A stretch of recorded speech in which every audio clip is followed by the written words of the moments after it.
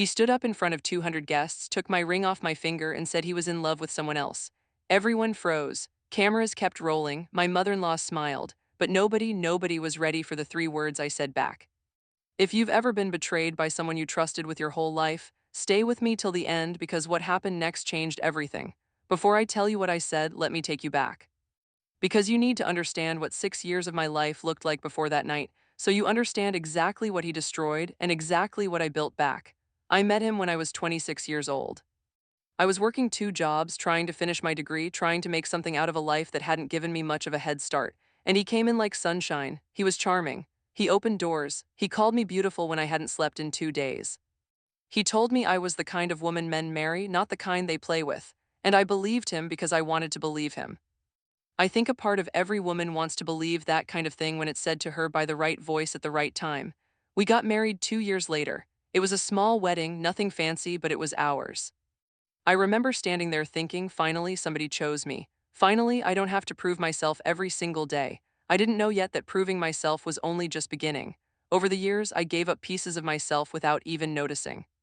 I had dreams of opening my own business, something small, something mine. He said it wasn't the right time. I had friends who used to check on me every week. Slowly, I stopped calling them back because he said they were a bad influence, that they filled my head with nonsense. I had a mother who used to warn me, gently in that way mothers do, and I brushed her off because I thought I knew my husband better than she did. His family became my family, his mother especially. She was a strong woman, the kind who commands a room without raising her voice. In the beginning, she was kind to me. She'd call me daughter. She'd tell people I was a blessing to her son. But somewhere in those 6 years, something shifted, and I felt it before I understood it. She'd get quiet when I walked into a room. She'd exchange looks with her son that I wasn't supposed to catch. I told myself I was imagining it. I told myself a lot of things. His sister was getting married. Well, engaged, actually, that party is where all of this happened, but I'll get to that. His sister and I were close, or at least I thought we were. She used to text me good morning.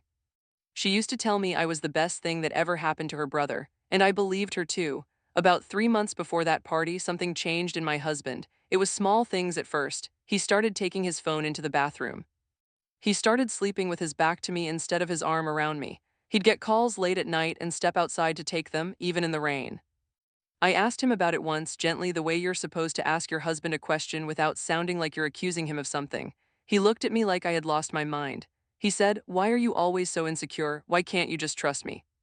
And that word, insecure, it does something to a woman. It makes you doubt your own eyes. It makes you apologize for noticing what's right in front of you. I found a receipt once, folded up small in his jacket pocket, from a restaurant I'd never been to on a night he told me he was working late. I found a perfume smell on his shirt that wasn't mine. I found a message on his phone screen that disappeared the second he noticed me looking, but not before I read 3 words. Miss you already. I confronted him about all of it piece by piece over weeks. Every single time he had an answer.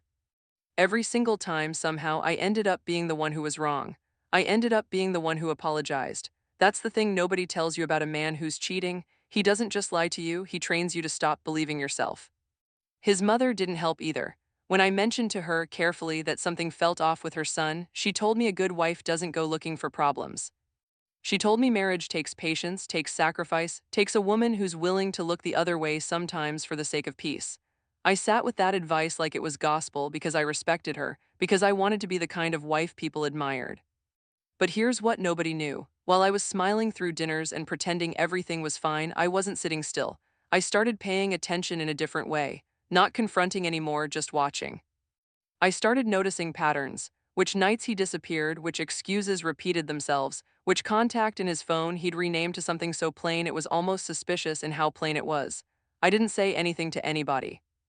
I just watched and I waited, and quietly I gathered pieces of a puzzle I wasn't ready to look at directly yet, but that I knew deep down I would need one day. The night of the engagement party came fast.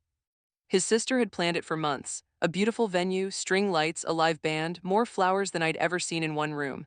I got dressed that evening in a green dress he once said made my skin look like it was glowing. I did my hair. I put on the perfume he bought me for our anniversary 2 years ago, back when things still felt like they meant something.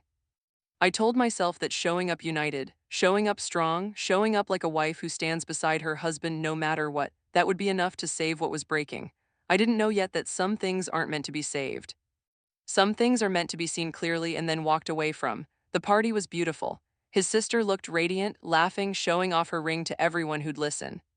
Family members hugged me, told me how good I looked, asked when it would be our turn to renew our vows, to celebrate our own love the way we were celebrating hers. I smiled and said all the right things, even while something cold sat in my stomach the entire night. My husband was distant from the moment we walked in. He barely looked at me. He kept his phone close to his chest like it was something precious he was protecting. At one point, I saw him standing near the bar, talking to a woman I didn't recognize, close, too close, laughing in a way I hadn't seen him laugh with me in months. I felt it in my body before my mind caught up, that specific kind of dread that tells you something is about to break and there's nothing you can do to stop it. Dinner came and went, toasts were given. His sister's fiancé stood and spoke about love and commitment and choosing someone every single day.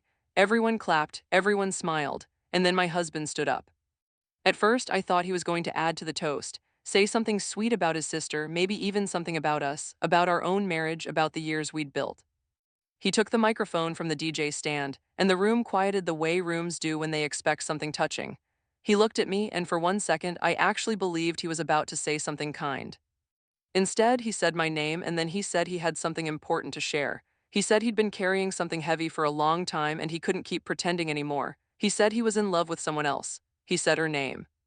And I watched her stand up from a table near the back, the same woman from the bar, and walk toward him like this. Was something they had planned, like this moment had been rehearsed between the two of them, while I was busy defending him to my own doubts. He reached down, took my hand in front of everyone, and slid my wedding ring off my finger. He said he was sorry it had to happen this way, but he couldn't lie to himself or to me anymore. He set the ring down on the table like it was nothing, like 6 years of my life was nothing, and the room around me went completely silent except for the sound of someone's fork hitting a plate. I looked at his mother. She wasn't shocked. She wasn't even surprised. She had this small, tight smile on her face, the kind of smile you give when something you already knew was coming has finally arrived. And in that single second, I understood she had known. Maybe not everything, but enough. Enough to let me walk into that dress, that perfume, that night without a single word of warning. Every eye in that room turned to me. I felt the heat crawl up my neck, the shame, the humiliation of being discarded in front of people who had just hugged me an hour earlier and called me family. For a moment, I felt 16 years old again, small and unwanted and confused about why love kept leaving.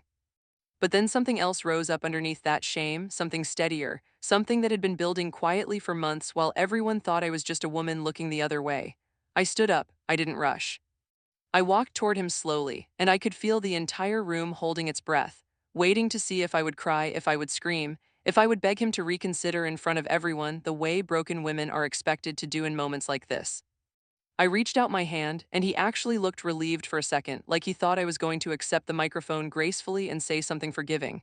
Instead, I looked him directly in his eyes and I said 3 words. I already knew. The room didn't just go quiet.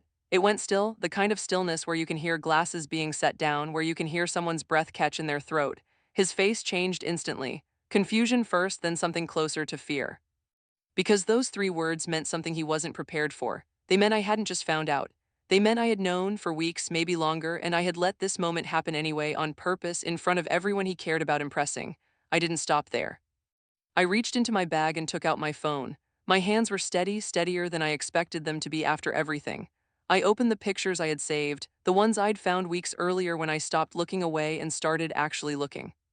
Photos of the two of them together, kissing in places they thought were private, moments they thought belonged only to them.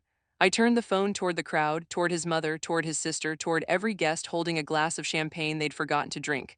I didn't yell.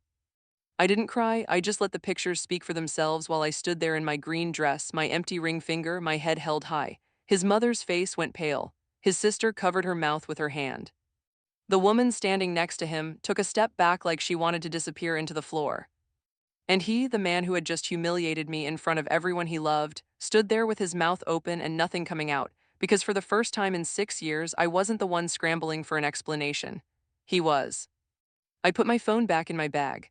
I looked around that room one last time at the family that had watched me shrink myself for years to keep the peace, at the mother-in-law who smiled while I bled quietly, at the sister who called me family while knowing the truth, and I felt something I hadn't felt in a long time, relief. Not sadness, relief. The kind that comes when a weight you've been carrying so long you forgot it was there finally lifts off your shoulders.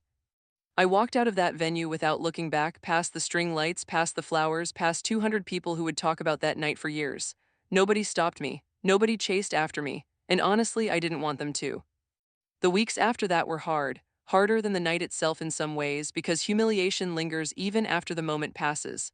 There were nights I cried in my car in parking lots because I didn't want anyone to see me falling apart. There were mornings I stared at my empty ring finger and felt the ghost of a life that used to be there. But slowly, piece by piece, I started rebuilding, not into who I used to be, but into someone new, someone stronger, someone who had learned the hardest way possible that peace is never worth losing yourself for. I started saying yes to things I used to say no to. I opened that small business I'd given up on years earlier. I called my old friends back, the ones he told me were a bad influence, and it turned out they were exactly the kind of women I needed in my life all along. My mother, the one who tried to warn me gently all those years ago, held me the first time I broke down in front of her, and she never once said I told you so. She just held me and let me feel it. And somewhere in that rebuilding, I met someone new. Not right away, not out of desperation to replace what I lost, but slowly, naturally, at a point in my life when I finally understood my own worth well enough to recognize it in someone else's eyes. He didn't demand I shrink myself. He didn't make me apologize for noticing things that were true. He simply loved me the way I always deserved to be loved, quietly, consistently, without conditions attached. If you're listening to this and you've ever felt yourself shrinking to keep someone else comfortable, I want you to hear me clearly. You are allowed to notice what you notice. You are allowed to trust your own eyes, even when someone you love is trying to convince you not to. Dignity doesn't come from screaming the loudest in the room. Sometimes it comes from three quiet words, said with your head held high, in front of the people who thought you'd never find the strength to say them at all. If this story moved you, if any part of it felt like your own life staring back at you, I want you to like this video and subscribe, because I share stories just like this every single week, real stories about heartbreak, betrayal, and the strength it takes to walk away and build something better. Drop a comment and tell me where you're watching from, and if you've ever had a moment where you found your own three words, share it below because someone out there needs to hear that they're not alone. Thank you for staying with me until the end. I'll see you in the next story.